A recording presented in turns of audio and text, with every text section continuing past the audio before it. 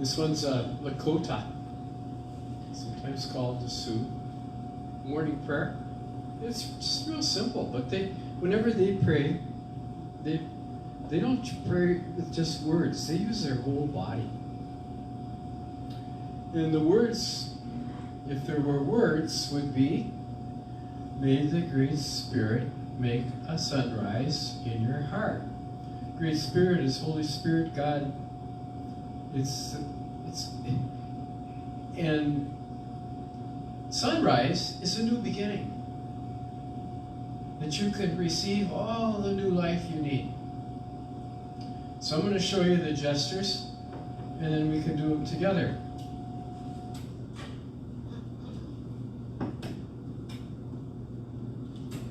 May you put your hands like this, just ready to have God do anything. It's like Mary saying, let it be done unto me. Whatever you want to do, you're the creator. You could make me. You love me. You make me whatever you want. So may the Great Spirit is. You have a campfire. Your knuckles are like flames. Got a campfire there, where the flames are. Okay. Because fire gives everything. Fire is what protects you at night from all the wild animals. Fire is what you need to cook your food. Fire is what keeps you warm in the wintertime. You wouldn't be alive if the Great Spirit hadn't given you the gift of fire. So may the Great Spirit is like fire, and it's like the smoke that rises from the fire in a spiral, and it just disappears. Because that's the way God is. Where is God? Everywhere, just like that smoke went everywhere. And God's the one that just keeps us protected, just like fire is. So it's like smoke rising from a campfire that just goes everywhere. Because God is everywhere giving us that protection, that love. So that's the Great Spirit. May the Great Spirit make, you should just make something like that with your hands. A sunrise. A sunrise, you got a sun right here. So you let that little circle rise right up. In your heart. You have it go in the heart, and then you do the your. And you give it to every single person. So make sunrise in your heart. And you do all the yours after you get the heart. Alright, so here we go. And there's no words now. You have to remember, may the Great Spirit make a sunrise in your heart. You ready? That's right.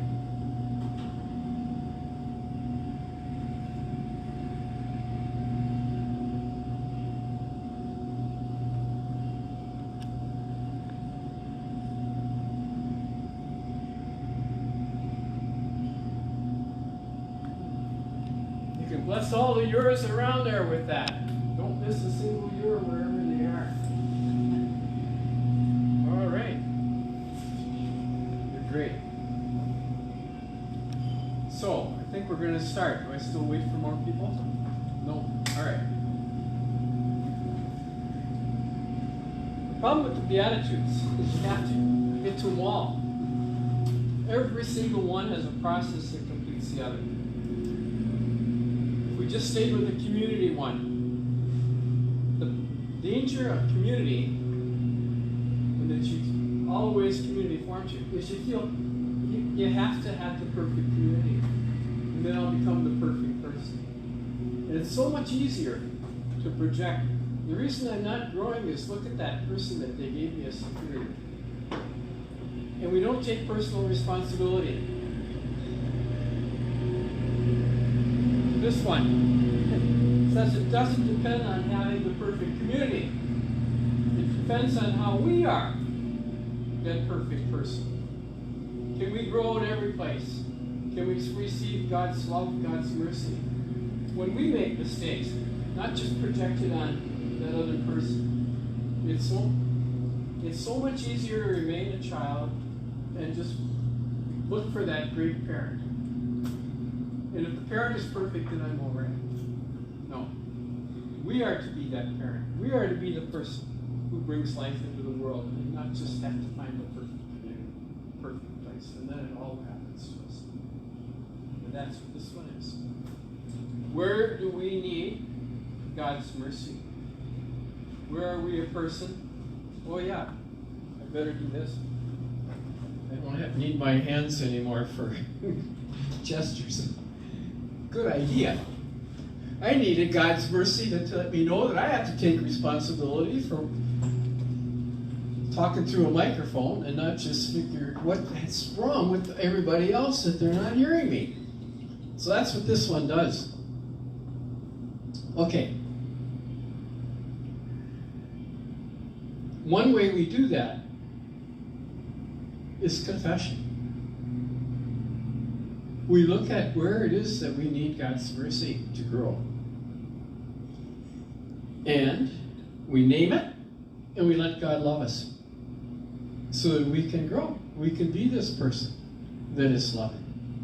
Wherever it is we're unloving, can we take in God's love? Now, the problem, how do you do it in a way that really helps you grow?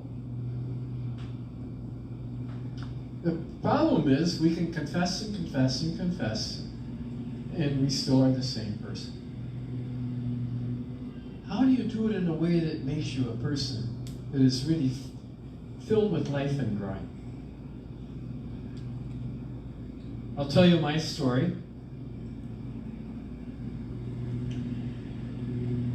This one was about my 4th or 5th confession, maybe in 3rd grade. And we go over to confessions on Fridays. And the great thing about it is we go over, our school day ended at 3. We go over at 2. So, I figured if I could get into that confession, I get out of there before anybody else. So I had this plan. All I had to do was write down my sins, and I kept them in the back of my pocket right here. And I would just go in, look at that, and about the only thing I had to do was change the numbers because it was the same things each time. And I could get in and out. Everybody thought I got in and out so fast because I never did anything wrong. No, I got in and out so fast because the things I did wrong never changed. But it was great. I got home an hour earlier every time we went to confessions. And then one day, I thought, oh my gosh, I think I've got a new sin I got to add to my list. Because I had learned about adultery. And I thought, adultery, what is this sin? You know, it makes your whole soul turn black. And you got to get to confession right away, and you don't want to get hit by a car. In the meantime, we just learned about this thing. And when I tried to figure out what it was, I thought, well, you know, in 2nd grade we learned that all these sins are in the 10 Commandments. Thou shalt not commit adultery. Okay, there it is. You know, what is it? And I thought, oh, we never got an explanation of that one. But adultery must be not obeying adults. I mean, why else would you call it adultery? Huh? And Sister never explained it very much, just said that it was a big sin. And when you did it, your whole soul turned black. And most people never do it, but maybe once in a lifetime. And only when they get much older, and you don't need to know more. That was all we were told, you know? I thought, oh my gosh, I got older real fast. And I've done this thing, this adultery. Not just once in a lifetime. Hey, oh my gosh, I've done it 5 times in just the last week. So I was very careful crossing streets. You don't want to get hit by a car going 500 miles an hour and putting you in hell. Got over there, and you had a choice between two lines. You had the short line, which was the pastor's line, and it was short because whatever you said, the pastor was hard of hearing. And he'd say, "What did you say? Did you say adultery? Adultery? Is that what you said?" Oh, yeah. So the only ones that stood in that line were the ones who couldn't hear. And there was the grandmothers who were, you could hear what they were confessing because everything got repeated, you know. They were confessing that they went through they got distracted in the second decade of the rosary. Oh my, what a terrible sin, you know. All the real sinners, we stood in this long line. It took about 20 minutes to get in there. So you had a lot of time to plan out what you were going to say, you know. I thought, oh my gosh, it's a new priest. He just came to the parish, you know. And he's probably never, if this is such a terrible sin, he's probably never heard adultery. And certainly not 5 times in 3 weeks. So I better soften the blow in 1 week. I better soften the blow. I'll start with a little sin first. What did I do? Oh, I missed my morning prayers. Yeah, I did. But you know, he's not going to pay much attention to that. I missed them each morning. That's 7 times. Let's make it 20 times. How you missed morning prayers 20 times in 1 week? My math was a little off. But anyway, we'll put that one in there. And then we'll do the adultery one 5 times. Oh my gosh. And then we need a closer. We need something else he can focus on. Fought with my brother. Yeah, we'll do that one. And let's do that one 20 times, then you'll pay real attention to it. So my plan was that he would kind of pay attention to the opener and the closer and forget about the middle. So I went in there and I said, "Bless me, Father, for I have sinned. It's been 1 week since my last confession. Since then, my sins are. I missed my morning prayers 20 times. And I fought with my brother 25 times. And there was this long, long pause. I thought, oh no, he heard the middle. All about adultery. So he said to me, "How old are you?" I said, I'm in 3rd grade. He said, "I thought so." He said, "I don't think you committed adultery, but if you did," I don't think he even knew what it was, you know. "If you did, do you know that Jesus loves you and forgives you?" And when he said that, I knew that, you know. I could cross the streets without having to worry about those cars, you know. I just felt like a whole new person. That was a real healing confession. Why? Because I shared what was the worst in me. Committed adultery? And I let God love me where I felt the worst in me. Hate the sin, love the sinner. If I don't share what the worst is, I just keep on doing the worst. The alcoholic who never says, I can stop anytime. He never stops. You gotta hate the sin, whatever it is that's destructive. Or you just go right on doing it. You can repeat it. But you gotta do more than just hate the sin. Unless you get loved, you don't have any love coming inside to change. You still live in an unloving way. It's only when you hate the sin and love the sinner that you can change. So, what is sin?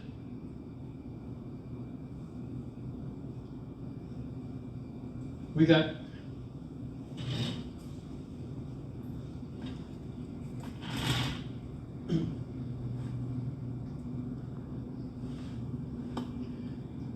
mercy has 2 words to it. Hesed and rahamin. Hesed is where you hate what you do that's wrong.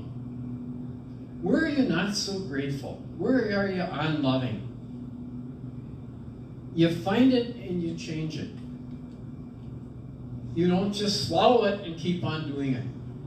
You hate it enough that you get rid of it.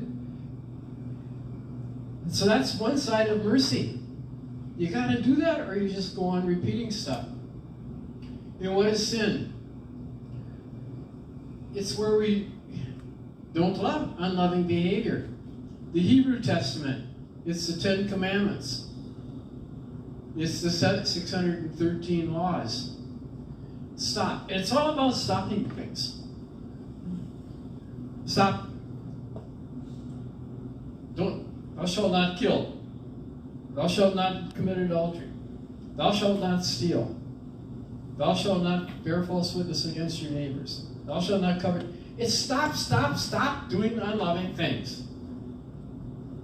And that's true. We have to look at that one and do it. Otherwise, we just keep on doing those unloving things. But the New Testament gives us a whole other set of things. Jesus only talks about 3 of those commandments with the rich young man. The rest of the time, he's talking about a whole different set. It's not just about stopping where you're doing things wrong. Where are you receiving love and sharing it? Matthew 25. I was hungry. You gave me to eat. You gave me to drink. Where do we have a gift and we're not using it? It's not just about doing no evil. Where are we not doing good? We are gifted to make a difference and we're not doing it. It's a whole different norm that Jesus gives us. It's all about love, not just where we're unloving and getting rid of those things.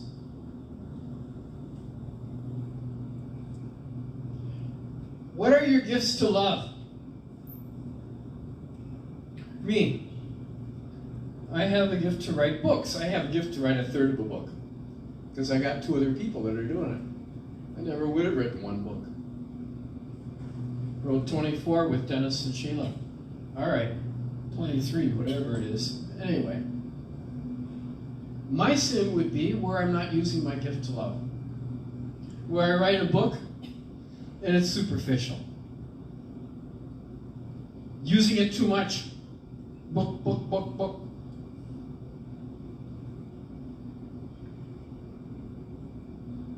And the other one would be where I should be writing a book and I'm using the gift too little.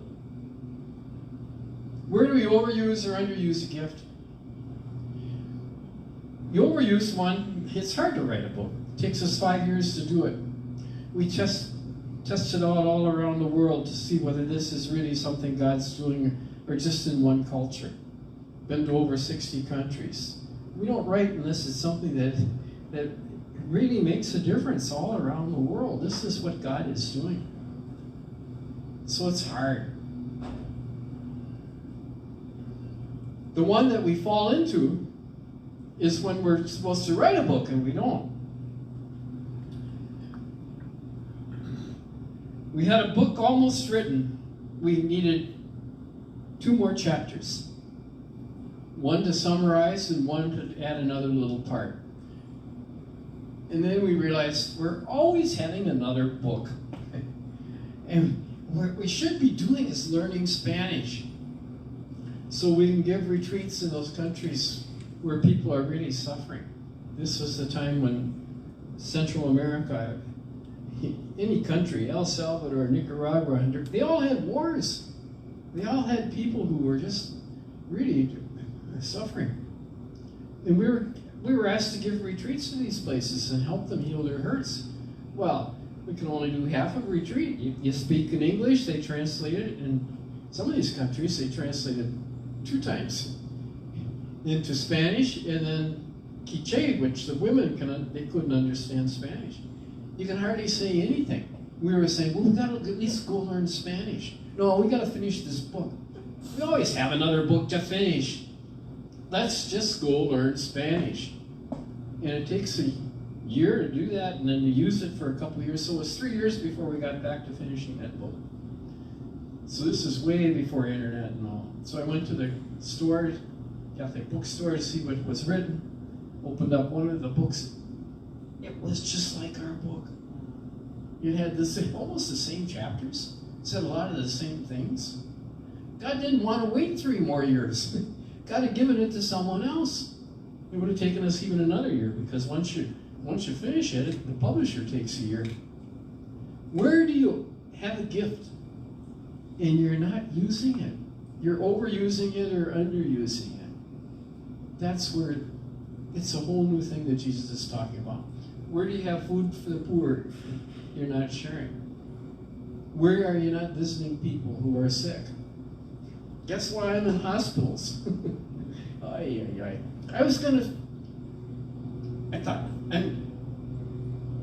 This is when COVID started. I'm 78 years old already. I shouldn't be in those hospitals.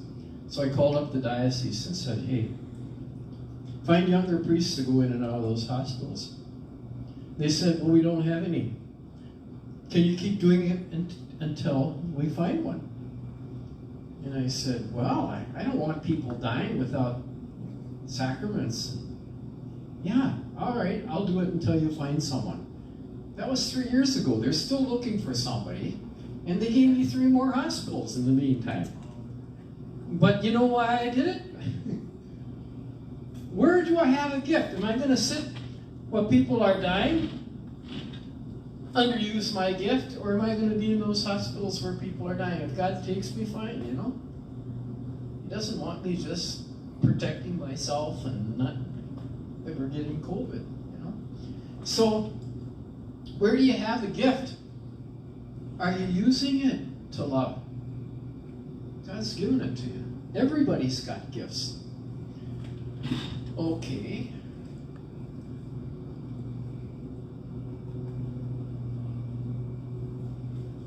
How do you know you're using your gift well? You know, because as you reach out, it gives life, and it comes back to you. If you're overextended, you're giving, you're going to burn out. If you don't use your gift, you don't grow. You just stay caught in that place where love isn't coming in and out of you. Where do you get loopy? And how do we know this? Jesus said what it's about is loving the Lord your God with all your heart, with all your mind, with all your soul, with all your... Every part of you gets in on this. It's your whole self, every way you're gifted. Love the Lord your God that way. Love your neighbor. And then what's the next part? Yourself. Yeah, it comes looping right back into you to give you life. It's a mother. When she looks at that baby, she gives life. But when that baby smiles, oh, wow, it just jumped right back into her.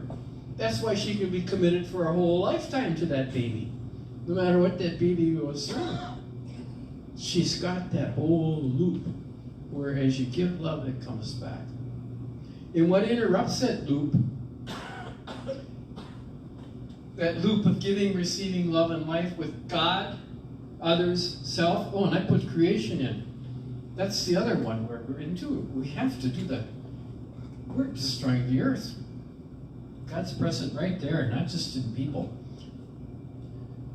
AA has a little thing that helps you know, when are you going to go, when are you going to go off and drink again? It's whenever you're not getting life in and out of yourself, then you go try to numb out with some kind of an addiction.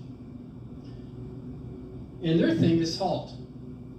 Hungry, angry, lonely, tired. Hungry is wherever you're taking in something that dulls the pain. Drugs, alcohol, meat, work, whatever it is. Where are you doing something that cancels out that pain? Escaping from life, from really giving and receiving love and life, numbing out. Hungry, angry. Whenever I'm angry, I'm not into that flow of love. Lonely, I'm isolated, I'm out of it. Tired, I'm just half alive. The one that helps me more is fault. Hungry doesn't do it so much for me. Fear.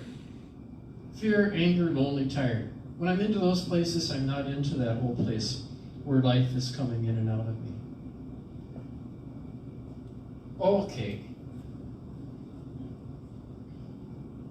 The other part is mercy. The other word for it is rahamin. Hesed is more the masculine one, where you're going to be in control, and whatever's unloving, you're going to get rid of it, and you're going to use your gifts. Rahamin comes from raha, which is wound. You have to get into that love. That loves a brat no matter what. Are you into that place where God loves you? Where you don't have to earn love? God just loves you. The only reason you can love is because God has first loved us. Are you into that place? Not just trying to get rid of unloving behavior, basking in love, receiving it. That's the one that's most important. You can name all these sins and try to get rid of them. But unless you got love coming in, you're still not loving. You're just getting worn out. All right. How do you know where you're getting love? Where are you grateful? Gratitude tracks where love is going out, but it's coming in. Keep doing the things that make you grateful. That's what fills you up. Then you have a life where love is flowing out. Not just a life where you're just struggling to change things and they don't change. And you don't have to have the perfect community for that.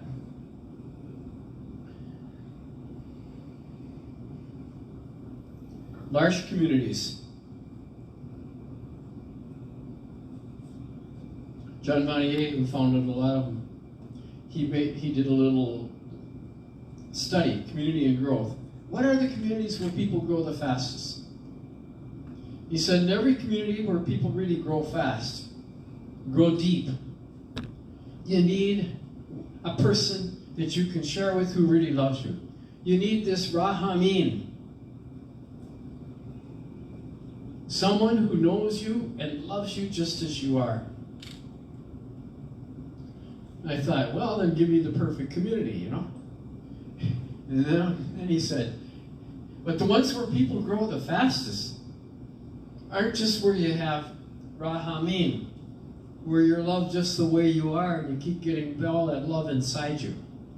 What you need also, in those that grow the fastest, you need at least one person who's very difficult to love. Oh, why do you need that?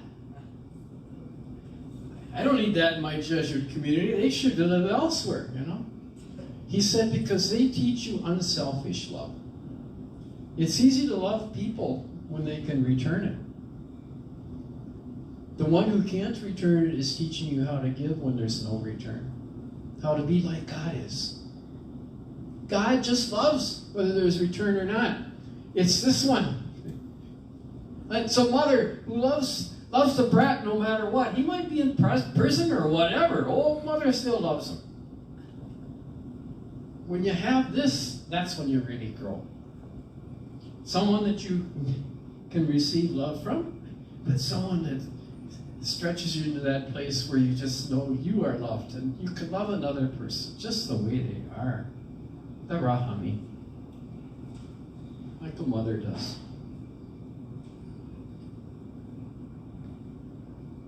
Matthew 22, love God with all your heart, with all your mind, with all your soul, with all your strength. Love your neighbor as yourself. That's, when you're doing that, that's the loop. That's what life is all about. You're giving and receiving. You grow all the time. no matter where you're planted.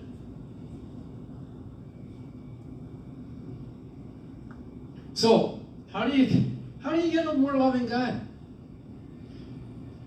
Where you can receive God with all your heart, mind, soul, strength. We did that the first night. What's your image of God that allows you to receive the most love? And I told you how mine is brother. I lost a brother. I had that hunger for a brother who would never die. Anytime I look at the cross, I see Jesus as my brother giving me everything. Good Shepherd, all those other ones, they're fine. But this is the one that works. What's your image of God that connects you more deeply to giving and receiving love in life? That's the one.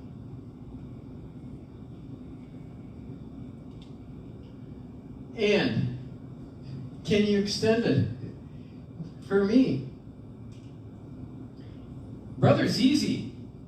A hard one, cosmic Christ. Francis of Assisi, he could call the wolf his brother.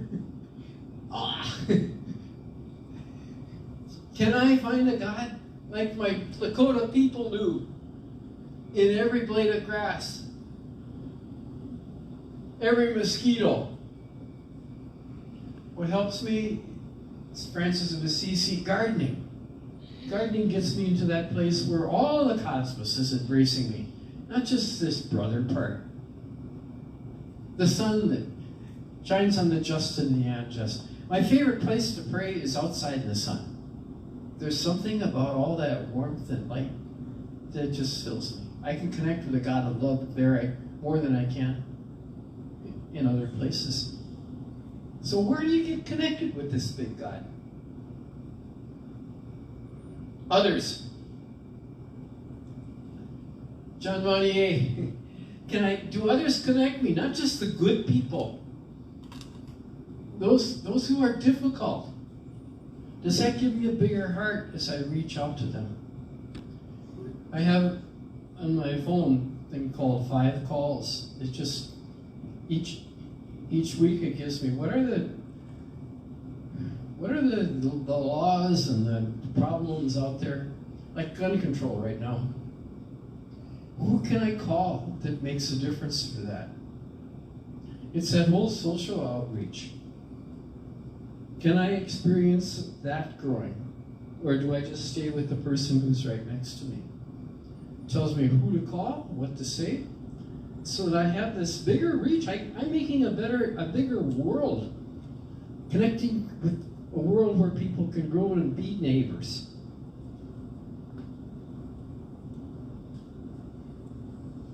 And self. When are you at your best self? When are you at your most loving? I had a spiritual director, Larry Gillick, was one. He asked me, what are you going to do during Lent? I said, I'm going to do what I always do. He said, what's that? I'm going to give up sweets and candy. And he says, okay, that's good.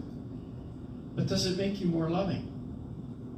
And I thought, no. I can eat more chocolate come Easter because I've given up all that chocolate. He said, when are you most loving? And I said to him, Larry, I think it's, when I really relax and get that place inside me where I can just find that peace and share it, it's when I swim. There's something about that gets me back into my body. I'm not just living up here in my head where I can love with all my strength. And I'm just trusting God, that water that holds me up. And as I reach out, there's a whole way that gets inside me too, where I want to reach out and receive life and give life. He says, swim every day. I did. That was the best Lent I made. I did it this last Lent too. And you've been seeing, I don't know if you see me or not, I disappear. First thing I do in the morning. I do that. There's something about getting life into me, and something that lets me trust God more, and something that gives me that whole strength to reach out and not just go through life half a life. When are you at your most loving? Put it into your life.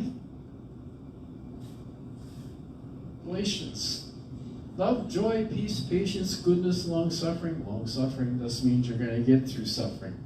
Doesn't mean it's going to go on forever. No, it gives you the strength to get through it. Okay. If you do those things, hey, confession changes. You're getting that love back inside you and you're living it. So the key is to find where each of those things, where are you growing in it and where can you grow? Where's the easy one? For me, with God, it's Christ. Jesus is my brother. It's the cross. When I see and feel Jesus on that cross being able to forgive people. Hey, I can forgive those who burn buildings all around me. I can even love a Putin. It doesn't have to just be good people. There's something about my heart that gets bigger and reaches out to those who haven't earned love and can't earn it. Where's my growing edge? To love mosquitoes, that cosmic Christ. Flies, I still don't know why. Flies I can understand. We wouldn't have things decay unless we had flies. Mosquitoes, I don't know why God made them. I'm going to ask God why should we have all these people with malaria and now we got all these other things with mosquitoes. Can I find that? And the thing is, the hardest thing is, I can find God in tabernacles. I can find God in other good. The hardest place is find God within me. When I'm feeling grouchy and tired, and where is that? Or when I just escape in trying to, as an addict, running from life, through work, through whatever it is, rather than taking life in right there. Others, easy one, my brother Dennis. The other easy one, 5 calls, it's on my phone. I know who to call to do social justice work. I don't have to just figure everything out from the beginning. I don't have to live as a person who can't bring life to those around me. We can have better neighborhoods. We can have places where people grow. That makes it possible. It isn't just something possible to figure out and do anything about. But look, others, it's the difficult person that I just wish were in another community. He should have joined the Benedictines rather than the Jesuits, And it's where I don't use my app. I just go through a week and I say, okay, those things are too big to change. Hey, all I did was pass up my power to change things. Myself, where can I give and receive life and love? Swimming.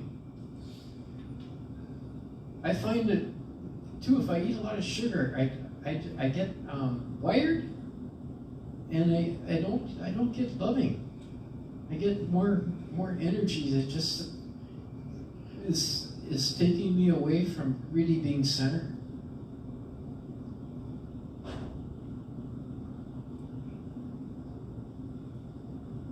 Where am I not so grateful? The good get tempted by the good. I can get tempted to do too much, and then I'm just worn out. And with my body, I don't do when I can't swim, I don't do other things. I could walk, get exercise. No, I just don't. I put dark chocolate down. Sometimes I think I deceive myself. I always think dark chocolate's a vegetable that helps me. And it is, But I can eat too much dark chocolate and it doesn't help me. Cooking. We cook for each other. I can just cook something real fast, or I can cook something with a lot of love. And I can take shortcuts, especially if I figure I don't have time, rather than have meals that give me life as I serve them and life to others. My mind, where am I growing? I never did PowerPoints until last year. I thought I should do that. Then people could follow what I'm saying. But it's easy for me just to say, hey, I'm 80 years old. How can I learn something like that? Zoom. I learned that for teaching. It's so easy for me to pass up learning. We got this whole new thing that we use for cooking. It's called an air fryer. I thought, God, that thing looks like a Sputnik. I could never figure that one out. But you know, I could do all these hospitals, and then I can come home, and with an air fryer, you can cook an Instant Pot. You can cook a meal in an hour. Can I learn new things, or do I just vegetate on what I know? And where am I not learning new things? I got all these apps that could go on my phone that I don't know anything about. Or I waste time. Free cell. It's on every computer.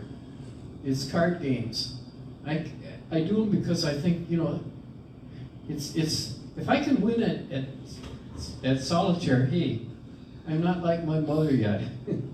My brain cells are still working. And it only takes 5 minutes. You should be able to win its free cell every time. But if I don't win, then I think, oh my gosh, here I am. Alzheimer's is probably just around the corner. I better play another game and make sure it's not, you know. And the other one where I can escape is All Recipes. All Recipes has all recipes in it. And I can just read recipe after recipe after recipe and not do any of them. I can waste my time rather than give it to the Lord where God wants it. Spirit, I have to do the examine. I have to track where am I really giving and receiving love and life. What am I grateful for? Track it in the evening. Then I know what to do the next day, how to do more of that. Otherwise, I'm just living not deeply. Just how whatever happens, happens. I'm not focusing. Where is God giving the most life and moving into it? Where can I share the most life and moving into it? And in the morning, I can get up and work on the internet and forget all about really taking time for prayer. The internet can be a place of escaping, especially in the morning. It's inviting. Most loving when I do exercise, when I do morning prayer, when I really use Eucharist to give thanks, not just because it's time for Mass. When I take naps so that I'm alive again. When I use my hands, there's cooking, whatever it is, there's something to get gardening. There's something about puts me back into that place where I'm giving and receiving love and life. When am I least loving? When I'm into fear, anger, uncertainty, tight, lonely, tired. Okay, well those are mine. I just give them to you because that's what this Beatitude is doing. Are we taking responsibility for our own life? Really becoming the person that is gifted and can use those gifts in a loving way to give and receive life and love more? Or do we just say, put me in the best community and it will happen, or tomorrow this will happen, or whatever, you know? It's so easy just to quit growing. And the older I get, the easier it is just to stop and figure it's all downhill from now. That's true. But if I'm going to go downhill, I have to be this person who can fully receive what do I need as I become a person who has more difficulty with this or that. How could it be a place where I receive more life? Take better care of myself. Reach out rather than just this person that slowly numbs out, doesn't give and receive love and life. Too old to learn new things, too old to do this, whatever it is. It's easier to run from life rather than run into life and continue to love fully, not just be half alive. All right. I'm going to just think of what it is yours, and then we'll just do a song where we let God love us wherever we struggle to give and receive love and life. Can we name it? And can we receive how God is right there loving us? Take a minute of silence, find yours, I gave you mine. Where is it God invites you to more life and more love?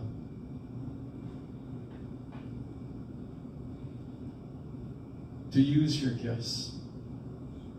Become a person who's fully alive. Loving ever more deeply God, others, caring for yourself. and reaching out into this cosmos, where we too give and receive love and life, with God in every tree, every bush. Where is the challenge to give and receive love and life with God, others, and yourself, and the cosmos more deeply, rather than just keep going on the way it is now?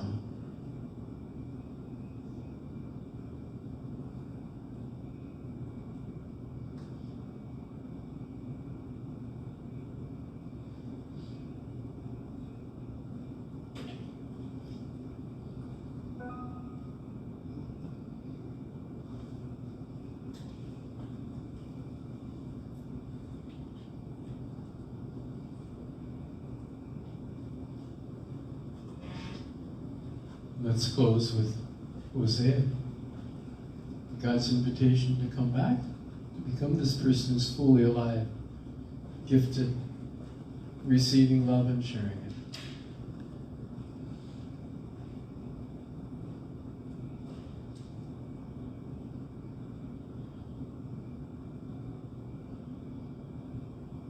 Hosea. Whoop.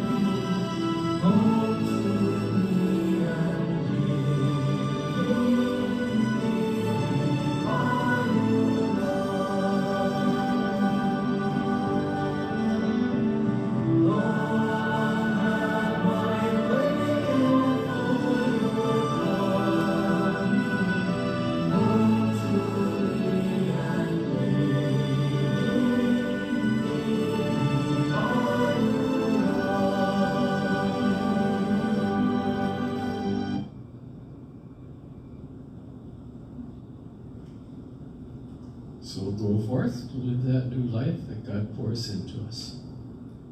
And love the Lord your God with all your heart, all mind and soul. Love your neighbor as yourself. That's everything.